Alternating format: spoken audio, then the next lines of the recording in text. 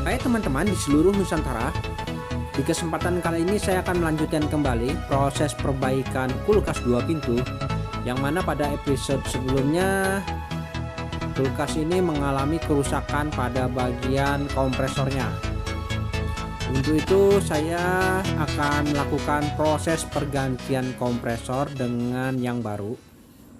Oke, kita akan coba lepas terlebih dahulu kompresor yang lama ini, yang rencananya akan saya coba ganti kompresornya karena kompresor ini sudah overhead atau tinggi ampernya. Untuk kompresornya ini tidak terlihat data di tabel, namun kategorinya adalah 1/6 PK. Yang akan saya coba lakukan pergantian dengan kompresor penggantinya. Nah, ini saya akan coba lakukan pergantian untuk kompresor yang pas dan cocok, yaitu saya siapkan kompresor dengan tipe SFH 48C99RAX yang kategorinya ini adalah 1/8 PK plus ya, jadi mendekati 1/6 PK. Oke, jadi saya akan coba lakukan pergantian kompresor ini dengan ukuran 1/8 PK plus, yang awalnya kompresornya adalah 1/6 PK. Selanjutnya saya tinggal menyambungkan kembali untuk sambungan kabel yang dari kompresor menuju ke unit. Nah, seperti ini sudah saya lakukan penyambungan, dan nanti kita tinggal melakukan pengelasan pada pipa tekan dan pipa hisapnya ini. Namun sebelumnya saya akan coba lakukan pengetesan terlebih dahulu. Nah, ini saya coba tes. Saya berikan sumber pada unit dan oke, mesin kompresor sudah bekerja. Nah, di sini sudah ada hembusan udara yang keluar dari kompresor ya, cukup kencang. Jadi kompresor ini sehat ya, mantap.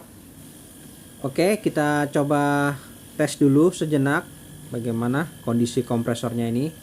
Dirasa sudah cukup, kita matikan dulu kompresornya, dan di sini kita akan coba lihat bersama-sama untuk kompresor jenis ini. Kita coba cek untuk pin running dan startnya ini apakah memiliki hambatan yang sesuai dengan teori. Terkadang memang kompresor kulkas ini untuk hambatan running dan startnya ini kadang berbeda-beda.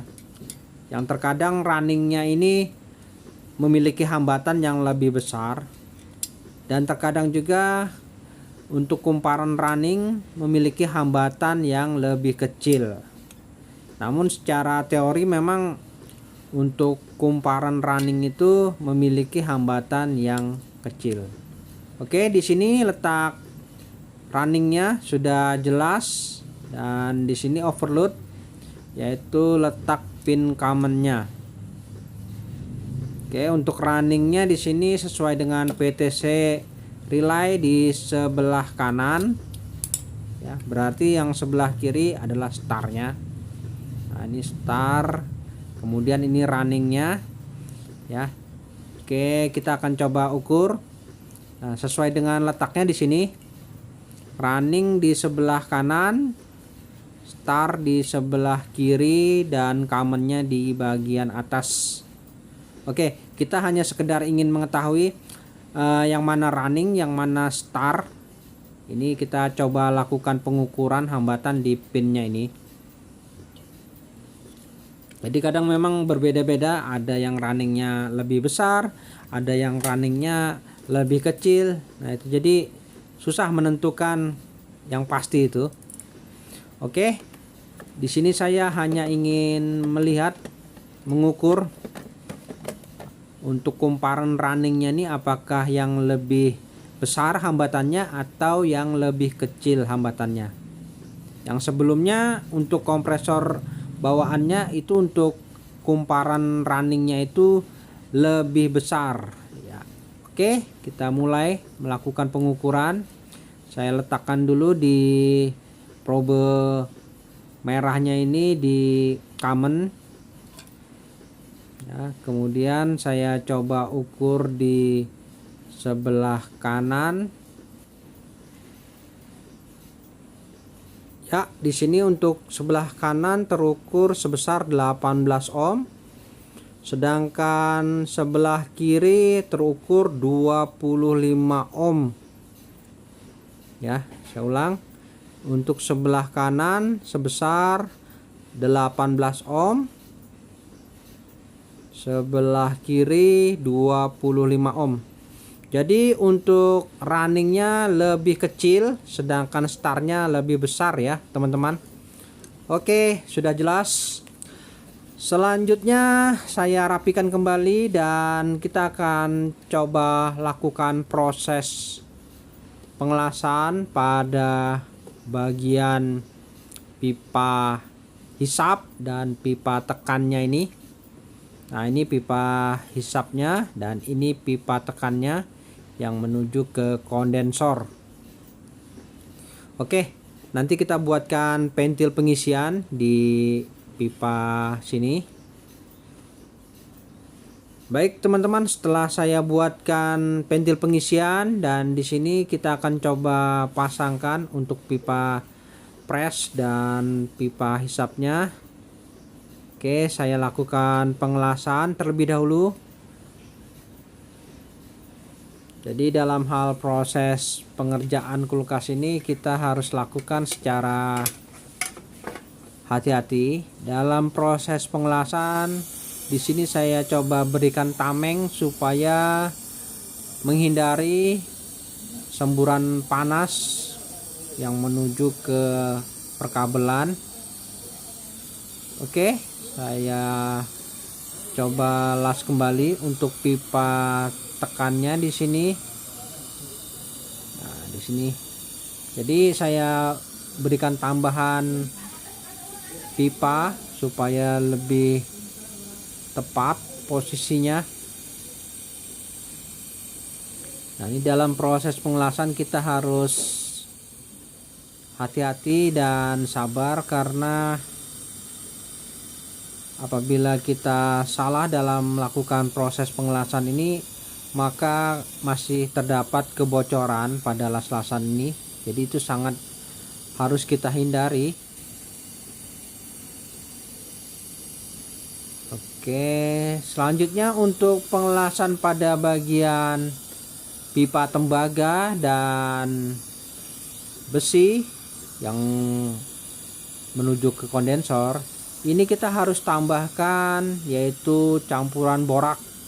Nah, sebagai penyatu antara tembaga dan besi. Nah, ini kita coba oleskan sedikit borak sebagai perekat penyatu antara kedua bahan ini. Jadi untuk bahan tembaga dan besi tidak bisa hanya langsung dilas saja tanpa menggunakan campuran borak ini. Oke, sudah tersambung semuanya ya. Nah, seperti ini sudah, pastikan rapi, aman ya. Dan untuk filter pembuangan di pipa kapiler kita pastikan di situ harus ada hembusan udara yang keluar. Oke, setelah saya hidupkan ya, di sini terdapat dorongan udara yang keluar menandakan bahwa kompresi dari kompresor ini masih normal, sehat. Ya, selanjutnya kita bisa mulai melakukan proses pemasangan spuyer pentil pengisian. Di sini saya pasang terlebih dahulu supaya nanti pada saat kita selesai melakukan proses pengisian kita tinggal menutupnya saja. Dan tidak lupa saya siapkan manifold untuk melakukan proses pemvakuman. Oke. Di sini saya coba lakukan proses pemvakuman menggunakan sistem vakum body. Ya, pastikan konektor pada manifold harus erat ya, dan pastikan juga di sini keran manifold apabila ditutup maka jarum manifold turun, menandakan proses vakum berlangsung. Oke, proses vakum sedang berlangsung seperti ini, dan pastikan udara yang keluar pada pipa pembuangan akan habis. Baik, proses pemvakuman berlangsung kurang lebih 30 menit, dan di sini saya coba cek udara yang keluarnya sudah tidak lagi keluar, menandakan proses pemvakuman selesai. Dan untuk saluran pembuangan pada kapiler ini kita tutup rapat-rapat, kemudian kita segel saja, kita las permanen supaya tidak ada lagi kebocoran halus yang keluar pada pipa kapiler ini. Ya, seperti ini. Jadi proses pemvakuman sudah selesai. Dan untuk teman-teman, alangkah baiknya proses pemvakuman pada unit menggunakan mesin vakum supaya mendapatkan hasil yang lebih maksimal tentunya ya teman-teman. Jadi di sini setelah saya lakukan proses pemvakuman, saya siapkan freon R134. Nah, di sini kemudian kita bisa pasangkan selang manifold menuju keran freon. Nah, di sini. Jadi saya menggunakan freon kalengan saja R134 merek Clea. Ya, selanjutnya keran pada freon saya buka. Kemudian otomatis freon akan mendorong udara yang ada di selang manifold. Nah, ini kita harus buang ya. Kita kendorkan sedikit. Nah, jadi tidak ada lagi kandungan udara yang ada pada selang manifold ya. Jadi proses ini benar-benar sudah vakum. Selanjutnya setelah itu baru kita boleh melakukan proses pengisian freon pada unit. Nah, ini di sini jarum manifold menunjukkan di minus 30 ya. Oke, selanjutnya kita boleh mengisi freon sedikit demi sedikit ya, paling tidak di 10 atau 15 PSI. Ini kondisi mesin kompresor sedang berjalan ya, jadi kita usahakan mengisinya sedikit demi sedikit saja. Dan di sini untuk jarum manifoldnya usahakan jangan sampai turun di minus 30 ya. Jadi kita perlahan-lahan saja cara pengisiannya, dan kita harus atur paling tidak sementara di 5 PSI, kemudian 10 PSI, yang saya rasa untuk tekanan di 10 PSI nanti sudah cukup. Ini sementara masih di 5 PSI, kita biarkan sejenak, kemudian kita tambah lagi sedikit hingga mencapai 10 PSI. Nah, ini kita tambahkan sedikit. Apabila sudah pas di 10 PSI, proses pengisian ini saya rasa sudah cukup, dan bisa kita cek untuk filter dryer. Di sini terasa hangat ya, mantap. Oke, pertanda proses pengisian sudah normal. Untuk dinding-dindingnya di sini terasa panas ya, mantap. Oke, jadi saya rasa sudah cukup untuk proses pengisian freonnya ini. Jadi di sini kita tinggal melepas saja selang manifold yang menuju ke ventil pengisian. Selanjutnya jangan lupa ditutup yang rapat menggunakan penutup pentilnya ini. Jadi proses pengisian freon sudah selesai. Selanjutnya kita lihat sementara hasilnya bagaimana teman-teman.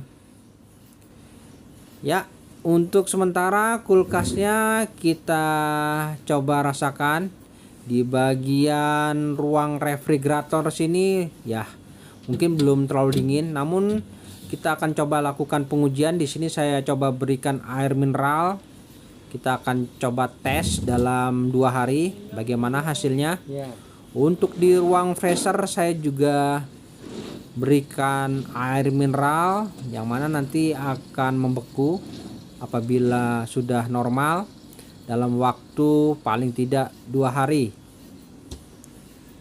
Oke, di sini dinding-dindingnya mantap ya. Terasa hangat di sini. Ya, mantap. Oke teman-teman, kita tinggal saja dulu. Nanti 2 hari kita akan coba lakukan pengecekan kembali. Baik teman-teman, setelah 2 hari saya coba cek kembali bagaimana hasilnya. Untuk ruang refrigerator di sini air mineralnya coba kita lihat. Ya, di sini sudah terasa dingin ya. Mantap ini. Berarti pertanda baik untuk ruang refrigeratornya normal. Kemudian kita coba cek di bagian ruang freezer. Wah, kepulan hawa dinginnya sudah berhamburan ingin keluar. Dan di sini proses pembekuannya juga sangat sempurna di sini ya. Terlihat retak-retak seperti ini. Betul-betul sempurna proses pembekuannya. Untuk ruang freezer mantap ya. Selanjutnya mungkin kita bisa cek berapa arus pada kompresor saat ini. Apakah kecil, apakah besar arusnya. Di sini saya siapkan tang ampere dan kita bisa lihat sama-sama untuk arusnya di sini 0,74 ampere. Wah, cukup ringan ya teman-teman. Kecil saja. Baik teman-teman, sampai di sini dulu perjumpaan video saya dan kita akan ketemu lagi pada video-video saya selanjutnya. Sampai jumpa.